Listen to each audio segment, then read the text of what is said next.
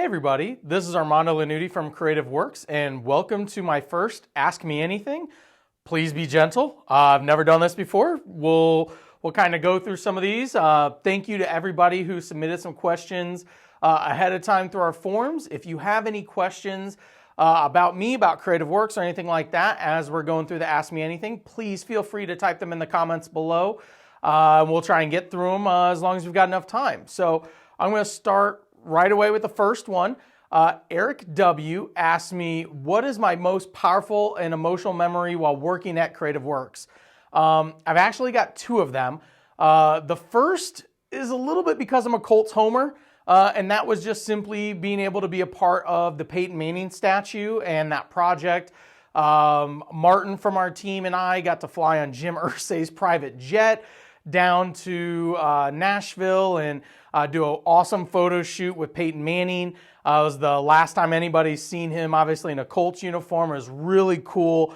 They brought out all the old Reebok gear because, for those of you that are football fans know, they switched from Reebok to Nike, and so they wanted it to be era-specific when we did the statue, so they brought out all of his old Reebok gear as well. It was really, really cool experience. He was super awesome, very humble, and just definitely top of my list of favorite memories, you know, and kind of a bucket list item, obviously, as well.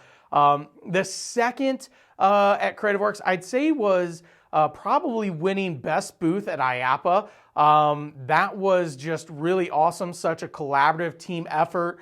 From our team in creating the theme, we did a steampunk theme that year. We had an escape room. We had a giant dirigible above our booth, laser maze, and all sorts of fun jazz. And our team was dressed up in costume. It was just such a cool experience, and just something that, you know, I felt was an awesome memory because of everybody that was involved, and just it's such an honor, right? Thousands of booth vendors are at IAAPA every single year, and for us to win the best booth was just absolutely phenomenal from that standpoint. Let me look here. David M. asked me, what is my favorite band or artist? I'm a little bit of a genre all over the place person. Musically, and it's kind of hilarious when people like come hang out at my house or ride with me in the car. It's not uncommon for my, playlist to switch from somebody like Dispatch or Dave Matthews over to like Linkin Park and Jay-Z. I guess based on my age, which I feel real old right now, I just turned 40 last week. I definitely have an affinity for like late 90s, early 2000s hip hop as well as acoustic rock. So I'm all over the place. I think about the only thing I'm not into would be country music, except for my wife has gotten me to listen to a little bit of Rascal Flatts here and there. But I don't even know if they're fully country, so, forgive me for quantifying that if you don't believe so. We're from Danny Gruning. We're in an industry built on memories and experiences. What is your favorite memory from the last year? I'm going to cheat just a little bit. Last week, as I said, was my 40th birthday. My wife actually took us, we went out to Vegas, and she got us a private helicopter ride from the Strip out to the Grand Canyon. It's something that I'd really wanted to do. I love the idea of flight, being in a small craft, etc. And so being able to be in that helicopter ride, and then, they actually flew us down into the Grand Canyon. She found one that did that, which is just epic. I mean, when you are down inside the Grand Canyon, you're looking up, it's just absolutely breathtaking. The scale, the enormity of it. It's just something where when you see it in pictures, you see it in video, you just don't fully get it. Like just the sheer awe of the size and the scope. And we were in just a tiny fraction of it. I think it's 270-ish miles long. So it's just massive, absolutely beautiful. I highly recommend anybody that gets a chance to go out and visit to do so. And if you are fortunate enough to have the opportunity to take a helicopter ride into it, definitely do that. Pretty epic from that standpoint. Let's see here. Oh, somebody asked me, what am I holding in some of the pictures that I get put in social media on? And they sent in with a picture of it. That is this thing. This massive bad boy is a Fiji War Club from Fiji. My good friend and business partner, Jeff Schilling, gave this to me several years ago after a trip that he and Kim took to Fiji. And it's just awesome. It's got some real heft to it.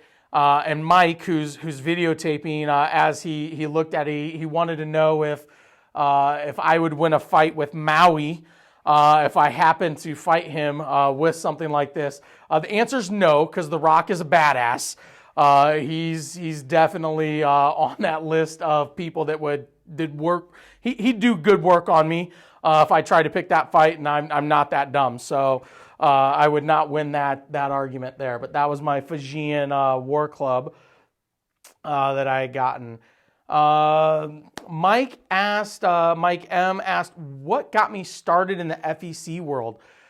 So before esports were cool, I actually played a video game called EverQuest online. It was the precursor to what's more popular nowadays called World of Warcraft. And I actually bought and sold items online from the video game and put myself through college at Purdue. Made about $90,000 playing a video game online. Kind of part of that entrepreneur spirit that I had. And one of my customers was actually a gentleman who was advising by the name of Eric Guthrie on an entertainment center that was getting built here in the Indianapolis area called Laser Flash. And so he said, hey, you got good business intuition. We're looking for somebody to run this entertainment center. And so back in 2001, I started running an entertainment center called Laser Flash in Carmel, and that kind of started my path in laser tag. And for those that do not know, I am actually a two-time world champion laser tag team member with the Lasertron World Championships. I went up to Buffalo and dominated them, and after that, they stopped allowing people that ran laser tag centers to be there. They don't do that anymore. But it was pretty fun. George, he has a question. Where do you see laser tag in 5 to 10 years?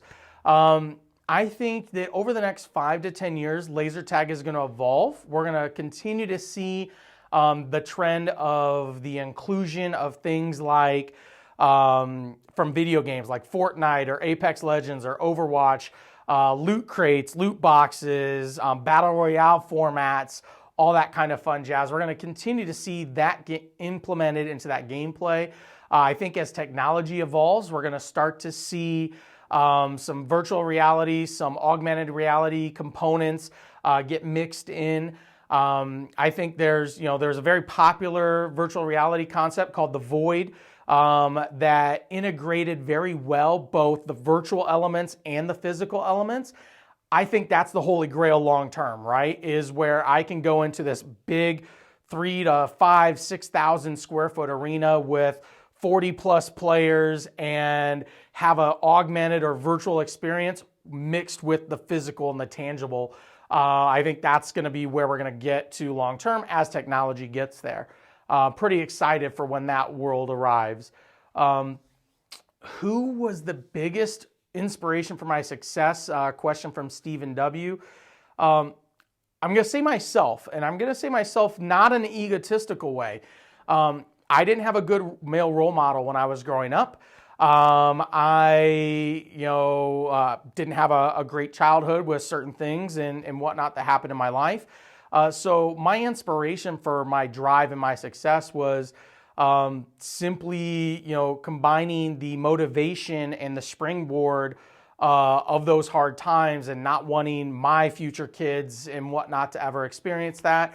And combining that with my drive and, my work ethic. I think that has created the opportunities that I've had in my life. And combine that with that entrepreneurial spirit. And I've been very, very fortunate to get to where I am today with Creative Works. Hannah asks, do I have any mentors? I felt like my late friend and business partner, Jeff, was a great mentor to me and almost a little bit like an older brother since I'm an only child. Right now, no, I don't have somebody in particular that I would call a mentor. I have a great group of friends and business, friends as well as personal friends that I kind of rely on for that advice and guidance in all matters, whether it be from being a father to a business entrepreneur, or just a good human being. And I'm very, very fortunate for the group of friends that I have from that standpoint. Here we got from Brian. What is your all-time favorite movie? I like action movies a lot.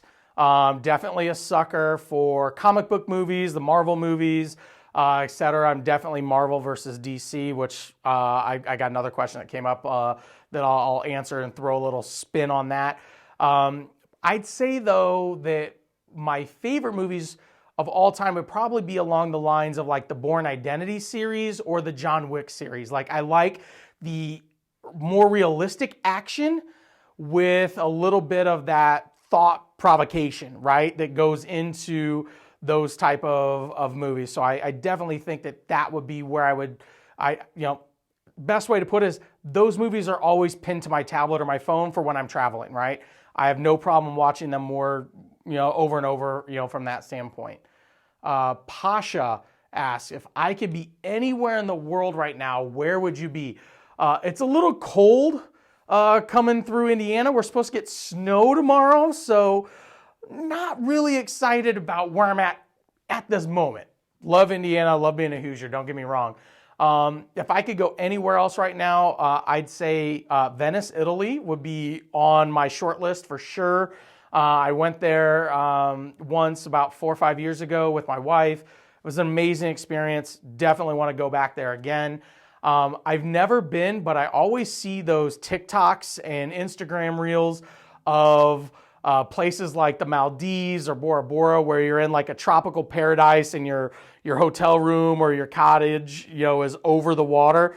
Like, that'd be pretty wicked right now, especially as we're about to have some snow tomorrow. So if I could jump on like a teleportation machine and be there right away, I would probably choose there for sure. So Kim S., she asked me Superman or Batman. This is where I'm going to pivot. I'm going to say Iron Man. There is just something about being a billionaire playboy philanthropist that is way better than being Batman. Just is. And again, like I mentioned, I like the Marvel universe a little bit more than the DC from that standpoint. She has a couple of questions here for me. One, she asked, what cartoon do you still watch? So I've been watching some of the 80s X-Men with my kids because you can get those now still with streaming services. I'm also a big fan of Clone Wars from a Star Wars standpoint. So that's some that I've been doing there. She also asked if I could swim in any liquid, what would it be and why? Really weird question. Ew, water, only thing I want to swim in. I actually have really weird sensory issues at times. So like my wife makes slime for the kids. We've got 3 young boys, 4, 6, and 8. I hate it. Like, I hate the texture of slime when they play with it, and they know that I hate it, so they like to torture me with it. Rough. Scott Kennedy, he asked, Baby Yoda or Grogu? I like Baby Yoda. I know it's not as a Star Wars geek that I am. I know that's not canon and not what you should say and whatnot, but it rolls off a little bit better saying Baby Yoda. I've actually got a Grogu doll that sits in my office, and I kind of play like Elf on the Shelf with him, and so he moves around my background for anybody that does video chats and calls with me, and that's probably why you asked that question, because Scott, we had a call just a little bit earlier, and you were joking with me about it. Linda Knight Rose says, how long is the process typically to design and create a laser tag arena from the time a building is selected? That's a great question. I think it really varies greatly. Sometimes clients will come to us and they'll say, hey, I've got this idea in my head, whether it be inspired by a movie or a video game or something along those lines, and they already have more or less what they want, and then we're just designing to that aesthetic. Other times they come to us and they're like, hey, I just want something that's going to work for this kind of genre or this kind of age group. And that can sometimes take a little bit more back and forth, from that standpoint. But give or take, the design and fabrication can take anywhere from, 4 to 16 weeks. It really can vary greatly. And then on that side, like when we're working with a client for something along those lines, we're normally doing that work in parallel while you're preparing the site, right? While you're doing your construction, you're doing any remodels, since you said when your building is selected, you might have something that's already clear span and open and you're just putting up a couple walls, or you might have to do a bunch of demolition and construction. It just kind of depends. So most often we work to whatever your schedule is to try and accomplish those goals. And let's see if there's one more that we had in there. What is the most important object you own? So this one is going to be a little weird, and it's probably going to be something that most people will have in the future. I'm a little bit maybe more technical than others. It's not a physical item. If I was going to say the most important item I own, probably be my Google account or my LastPass account. Because if you got access to those, you got access to just about everything in my life. So I'd say that those would probably be along the lines of the most important things that I own at the moment, at least to get access to everything. So I really just want to thank everybody for the great questions today during the Ask Me Anything. This was fun. This was new, and I'm sure we'll do it again soon. Have a great day.